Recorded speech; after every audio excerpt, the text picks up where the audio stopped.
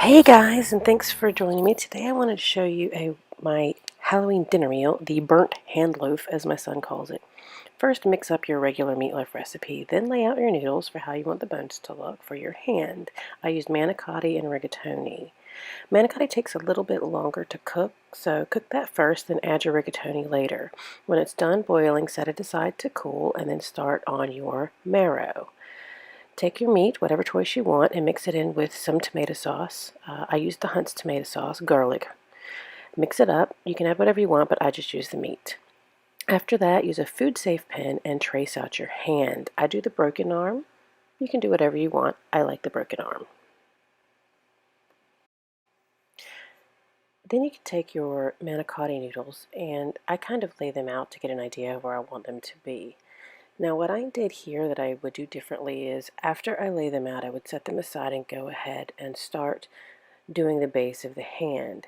Instead, what I did was I filled the manicotti noodles, laid them out the way I wanted them to look, and then I ended up doing the base of the hand. Either way is fine, but I would do this part first and then fill the noodles later. Just do a base for the hand, make a little bit of a groove, and start lying the noodles in there after they're filled with your marrow. I did all the fingers. I cut a little bit for the tip of the pinky. After that, I laid a bit of the marrow out, and then I began building the hand. Get it shaped how you want it, making sure to kind of pay attention to your own hand. Use a knife to separate the fingers out a little bit as you need to, and then cut up some onions and put on the fingertips for nails. At this point, you're going to want to break out your bacon and start laying it on there. I stretch it out to make it look more gross and burnt and skin-like.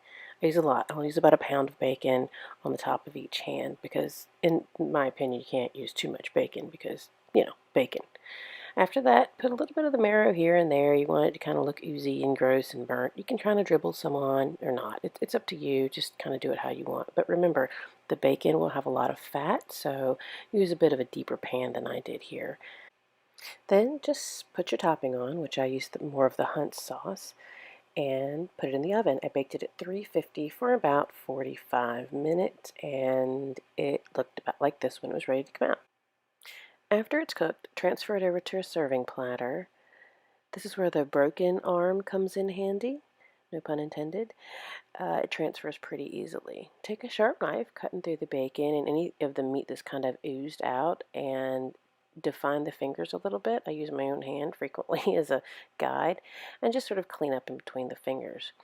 Once you've got the fingers separated appropriately, then just sort of trim off the stuff on the side. Then take some rice. I use a wild brown rice mix and sort of sprinkle the cooked rice all over the hand. Those are your maggots. You always need maggots on a burnt hand loaf. There you go. That is my burnt skin hand loaf. When you cut it open, this is what you get. You get the nice bone or manicotti noodle filled with marrow or meat sauce, and it makes for a fun little meal. Now, my kids always fight over the fingers because inside each finger is a nice little bone. Add a bit of the sauce around to make it blood, and there you go. There is our Halloween dinner hand loaf. Hope you enjoy, and thanks for watching.